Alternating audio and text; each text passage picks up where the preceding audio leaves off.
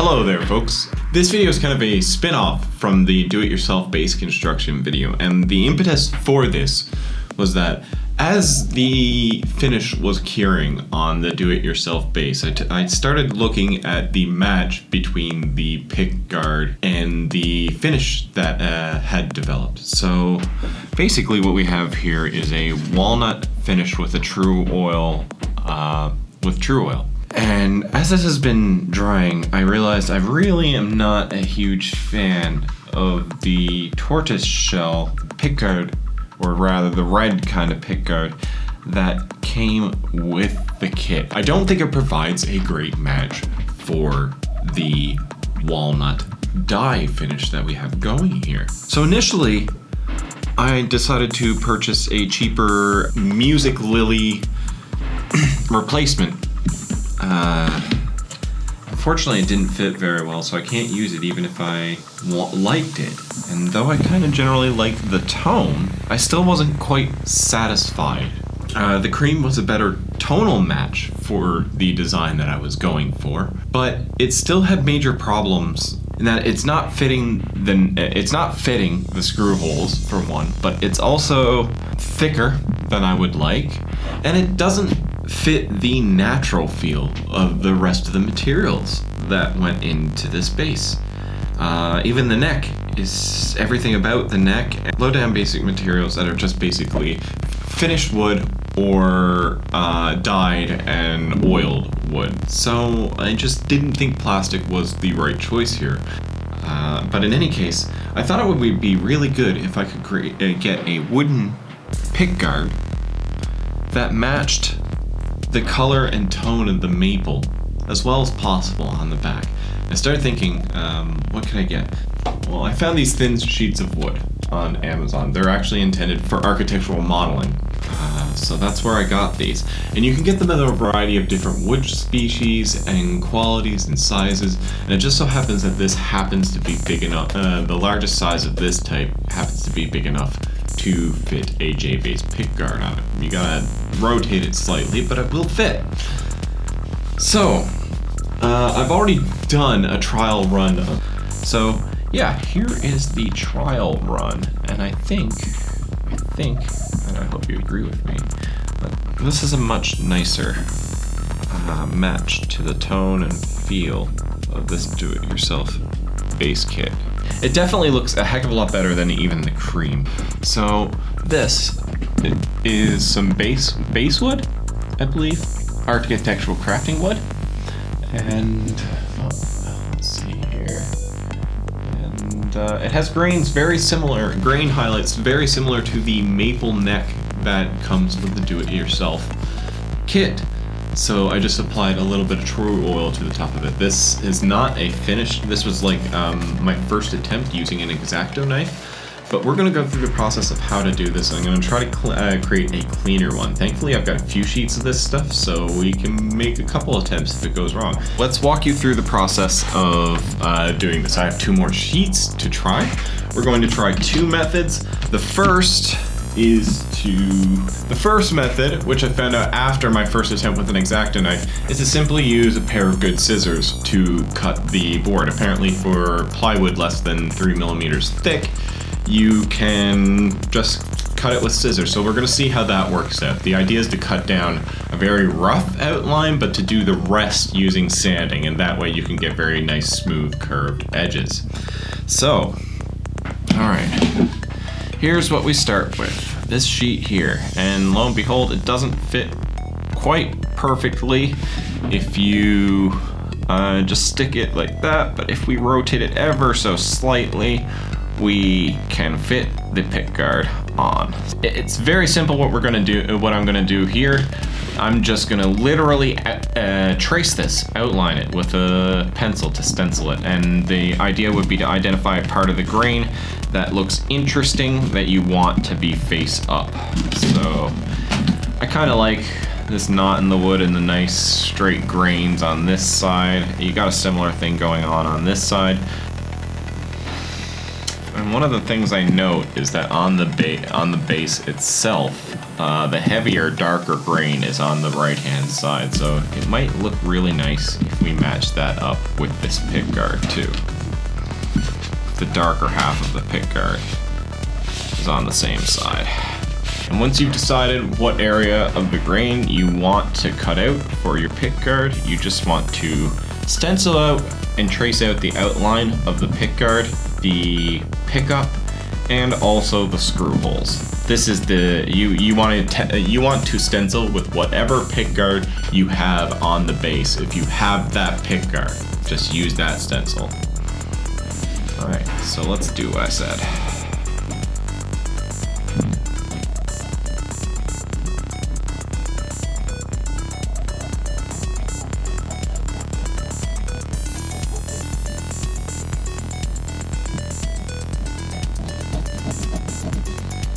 An important thing you might want to note when sanding this section is that this is flat. Everything else is beveled, but the pickup cutouts, the neck cutouts, and the control panel cutout are all flat. So you'll want to sand those flat as well.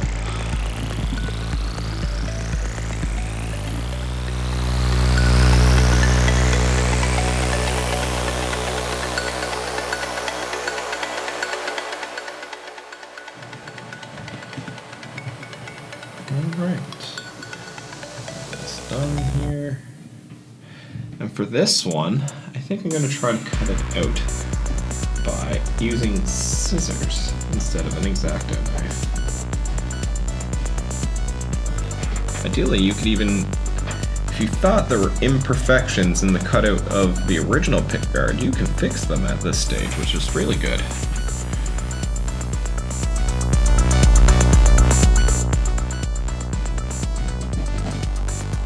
Do note that because you're tracing the edge, you are going to have to make sure that when you cut this out and sand it down, you get pretty well to the other side of the graphite line that you've now etched into the wood.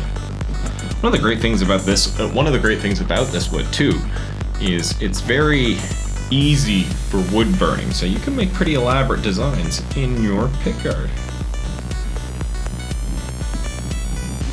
if you so wanted to.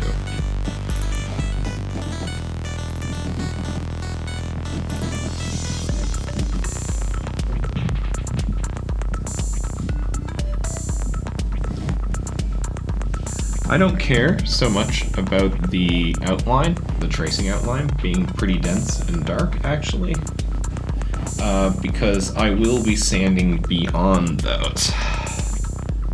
So it's better to have easily readable lines. Those will mark the lowest edge, or rather the furthest point out at the lowest part of the bevel will even come in a little past those graphite marks.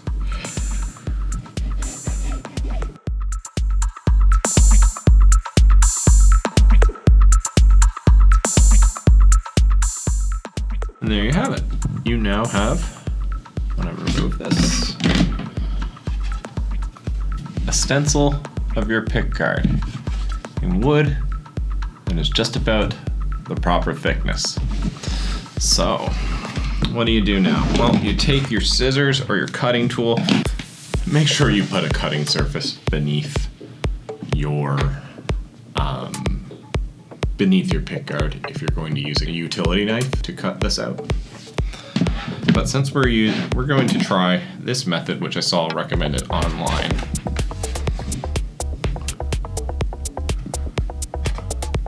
So the idea is not to do an over precise cut here, but to let the sanding component do a large portion of the work.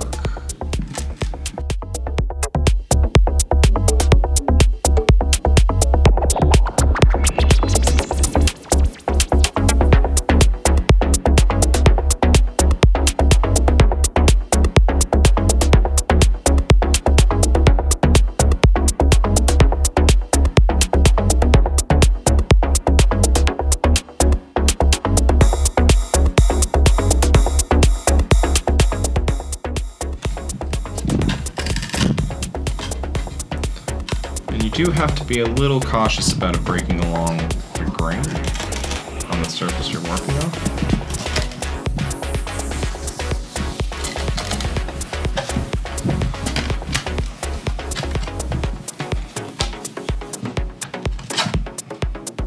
And I just scratched it pretty bad.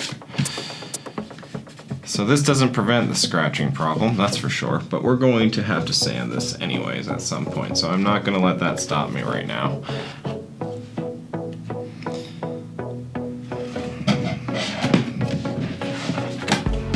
So I'm not sure if I'm sold.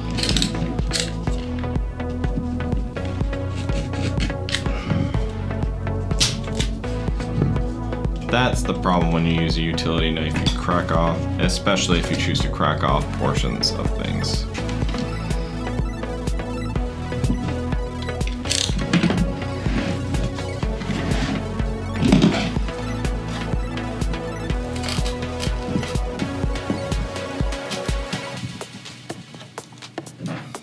Okay. So basically I've decided I don't think the scissors I have are suitable, but they were good enough for getting us down to here. I'm going to switch to a utility knife for the remainder of this project. So we're going to now trace out these lines. And one of the tricks I've learned is that you can make one of the easier ways to do this is to make a shallow cut first along the outline or just outside the outline, because then when you do your deeper cut to try to cut it out of the board, it'll slide along that groove you've already created. If you try to make a deep cut right away, you run the risk of cutting over the entire board and going too far or cutting too deeply or cutting further than you mean to. So it's better to go slowly and cut down over a couple layers. So here, let's follow the outline that we've drawn slowly.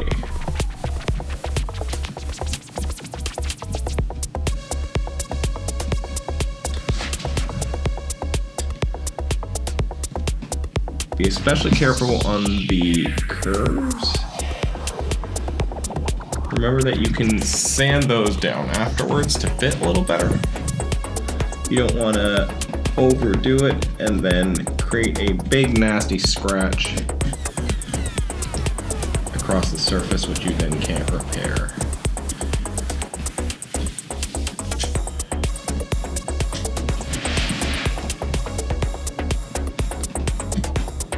And if your cut falls outside the line a little bit, I would say go with that and sand it down later.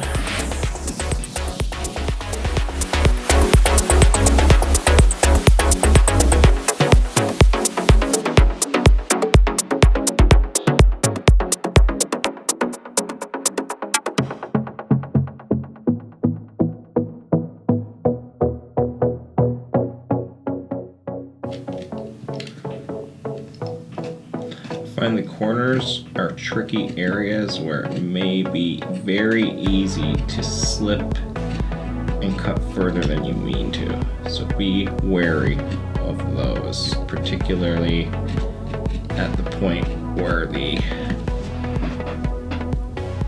in the case of a J-base pickguard, where the control panel points meet.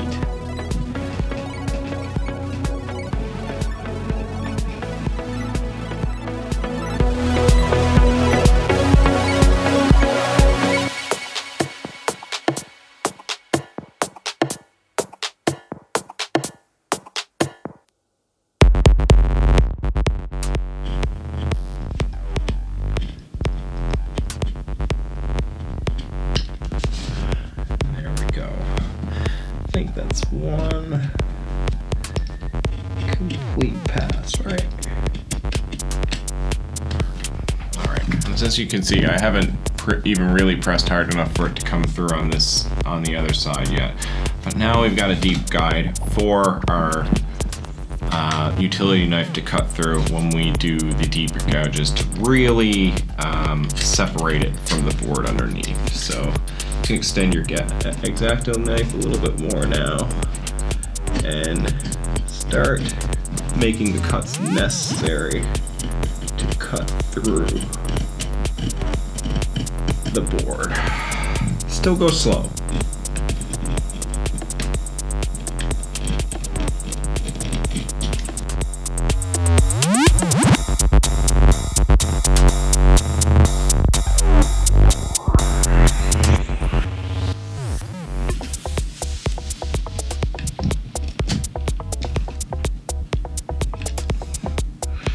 Do be careful near the edge because you can get breakaways underneath if you're not careful.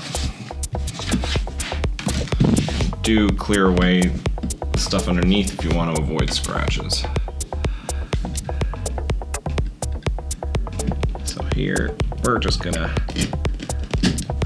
get rid of this piece altogether now. There, nice cut.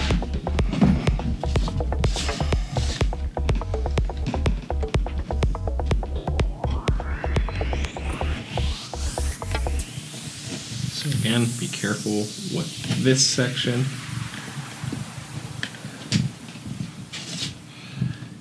You might want to start from the inside of the point and cut outwards whenever you can.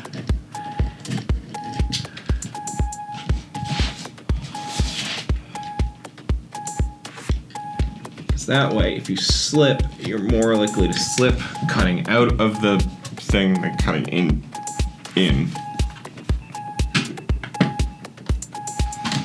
Be careful about breaking this off. You will almost certainly crack the underneath layer if you go that route. Unless it is ready well and any spot along here. Unless it's well and ready to come out, you risk lifting off the piece on the back.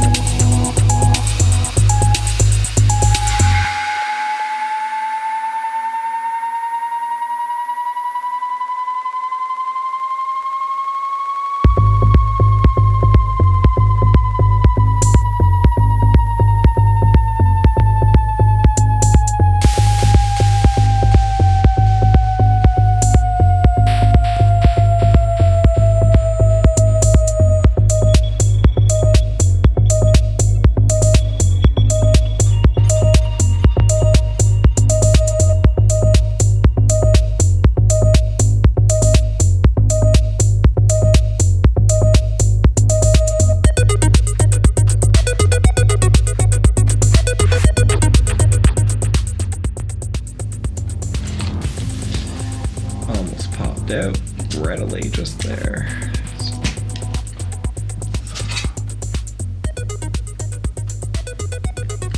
All right.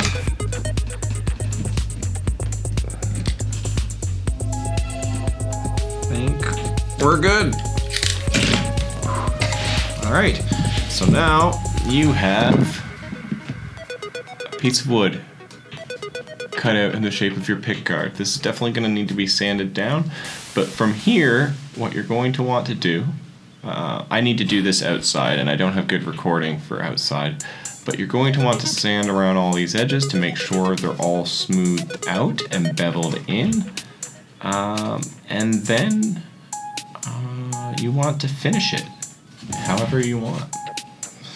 I would sand along the edge on an angle. That'll give you a nice bevel that looks like normal pickguards. So sand first to smooth out the shape, and then once you have the shape smoothed out, put a bezel into it so it looks like the normal ones and it feels a little better on the hands. Do not put a bezel into this section, the neck pocket, the control panel cutout, or the pickup cutout. All of those should be straight sand, like the edge should be at a 90 degrees and sanded down. But the rest along here you want bezeled. So one more thing we're going to do before we leave here is drill the holes for the screws. Alright. So pretty easy.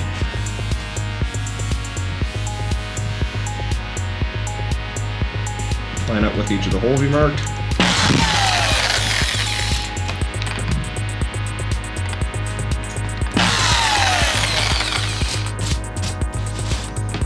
And punch the hole.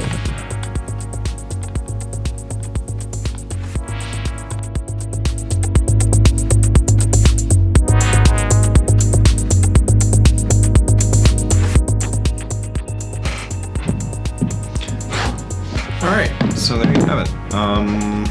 The sanding work, I can't really get a good video of because it will have to be done outside on my patio, and it's windy out there. But yeah, from here you want to sand it and finish it. I am going to be finishing this, as I mentioned before, the exact same way I finished the fingerboard, so that is to say using True Oil, spreading it out with my fingers. I will be using that same method here for this. So if you want information on that, go check out my staining video for the do-it-yourself solo bass guitar kit for more information about that. Until next time, cheers.